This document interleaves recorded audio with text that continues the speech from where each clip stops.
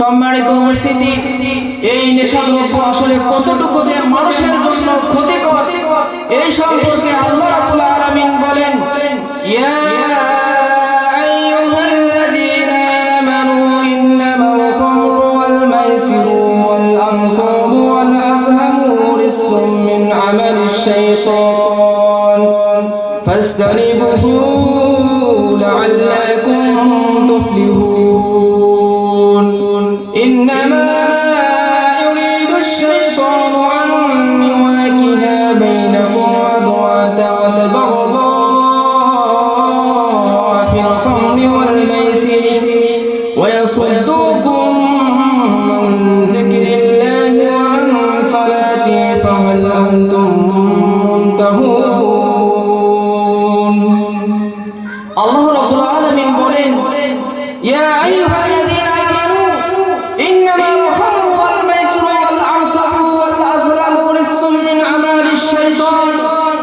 ফাস্তানিবু লাআল্লাকুম তুফলিহুন।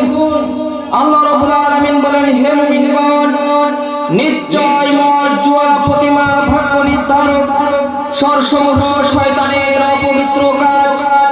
অতএব তোমরা এগুলো থেকে বেঁচে থাকো, যাতে করে তোমরা কল্যাণপ্রাপ্ত হও।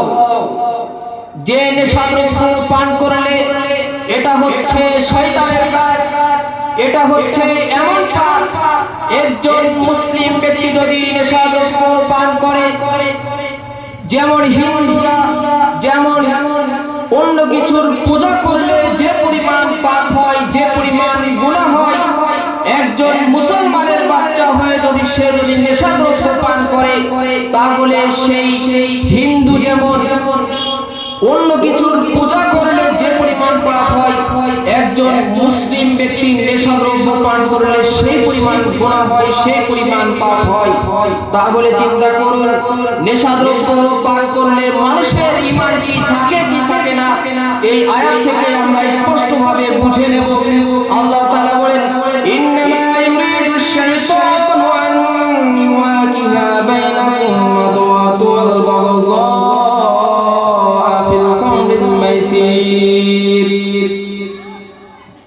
আল্লাহ রাব্বুল আলামিন বলেন, শয়তান তোমাদের মাঝে মদ জুয়ার মাধ্যমে শত্রুতা সঞ্চারিত করতে চায়। এই মদ জুয়া খেলে এটা হচ্ছে শয়তানের গোলামি করা হয়। শয়তান প্রতিনিয়ত পৃথিবীর মানুষকে ভুল পথে নেওয়ার জন্য, মানুষকে ধ্বংস করার জন্য, তার ঈমানকে নষ্ট করার জন্য শয়তান প্রতিনিয়ত মানুষের পিছে লেগে থাকে।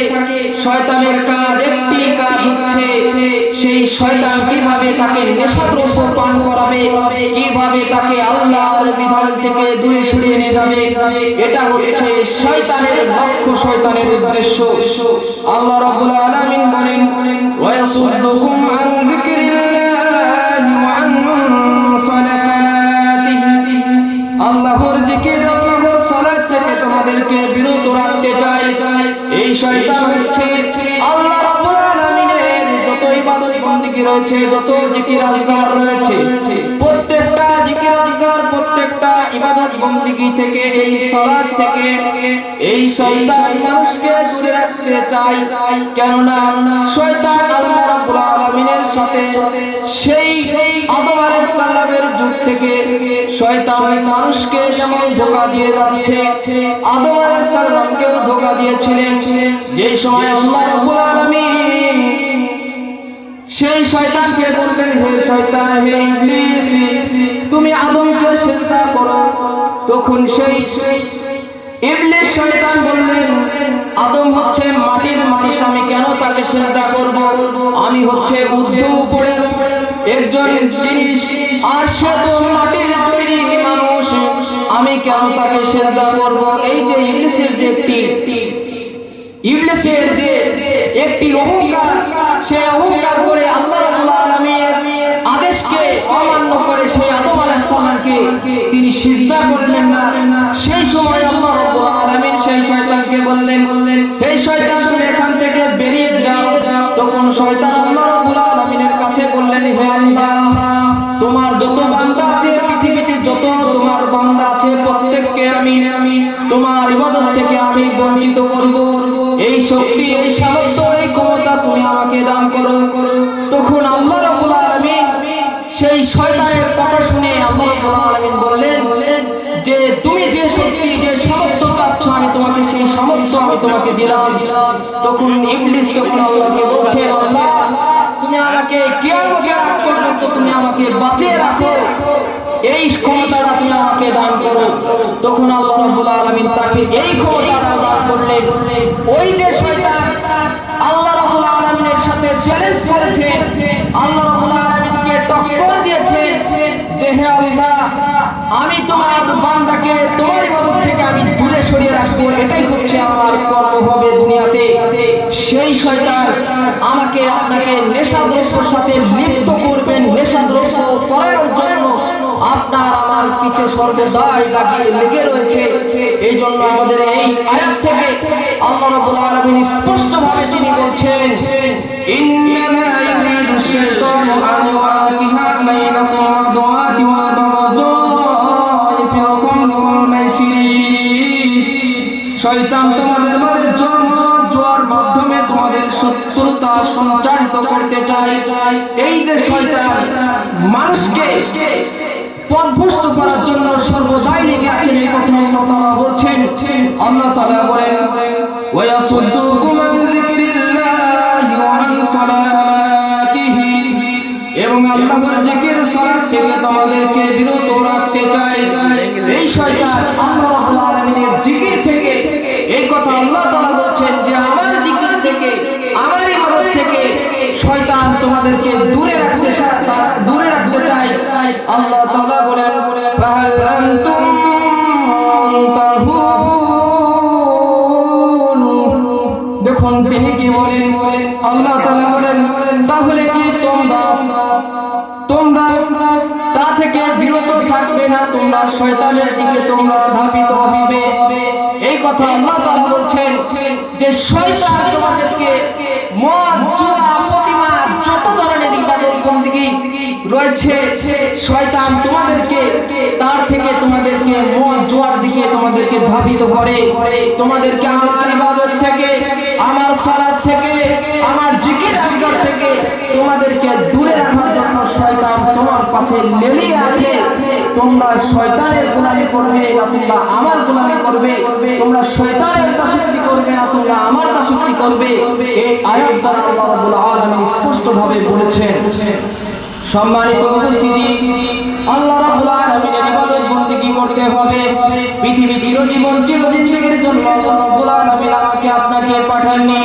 আল্লাহ রাব্বুল আলামিন বলেন, হে পৃথিবীর মানুষ, তোমার জীবনে চলার পথে তুমি যতই গুনাহ করো না কেন, তুমি 20 বছর যাবত গুনাহ করো, তুমি 30 বছর গুনাহ করো, তুমি 50 বছর গুনাহ করো না কেন, তোমার 80 বছর যদি হয়, হে যুবক, হে পৃথিবীর মানুষ, তোমরা জেনে রাখো তোমার যে জীবনটা রয়েছে, তোমার এই পৃথিবীতে এসে আল্লাহ রাব্বুল আলামিনের এই দুনিয়াতে তুমি যত পরিমাণ গুনাহ করেছো না কেন, আমি আল্লাহ তোমার গুনাহকে ক্ষমা করে দেওয়ার জন্য আমি প্রস্তুত রয়েছি।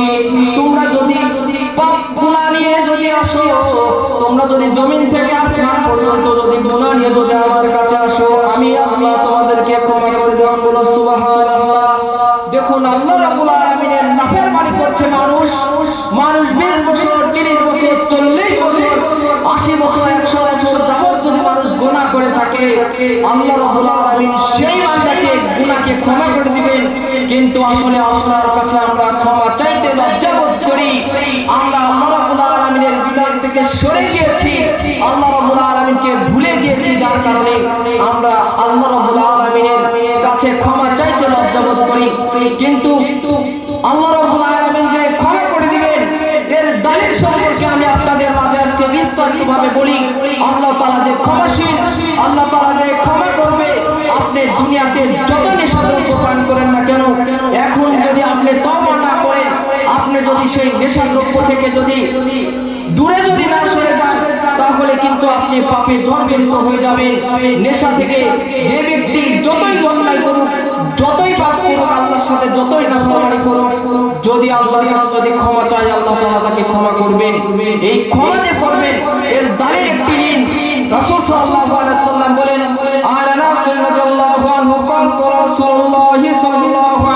ওয়াসাল্লাম কুল্লু বানি আদম মুকদ্দারুন ওয়া খায়রুল মুত্তাঈন মিনাত তাওয়াবিন।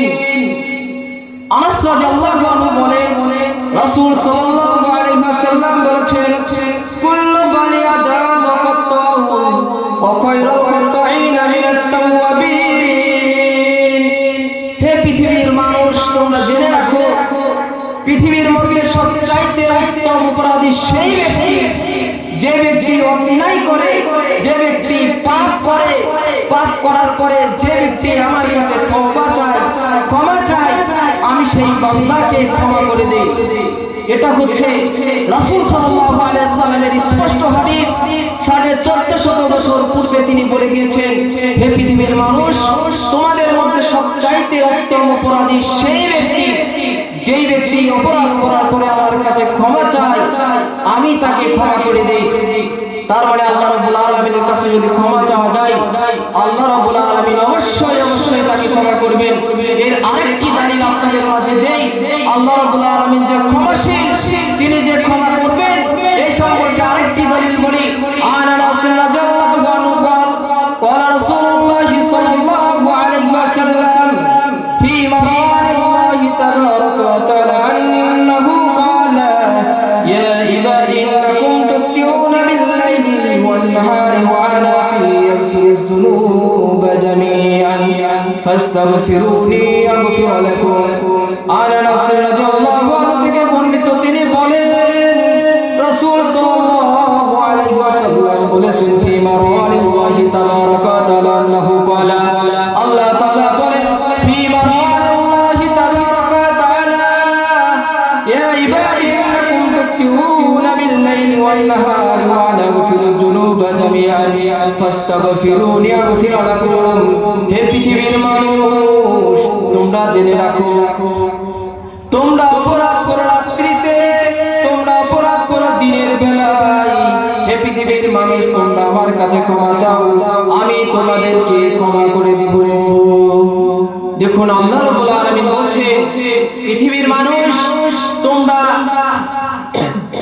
রাত্রিতে, তোমরা দিনের বেলাতে তোমরা অপরাধ করো, তোমরা যদি আমার কাছে ক্ষমা চাও, আমি তোমাদেরকে ক্ষমা করে দিব। সম্মানিত উপস্থিতি, আল্লাহ রাব্বুল আলামিন ক্ষমা করে দেওয়ার জন্য তিনি প্রস্তুতি রয়েছে, কিন্তু আমরা এতই হতভাগা যে আমরা আল্লাহর কাছে ক্ষমা চাই না।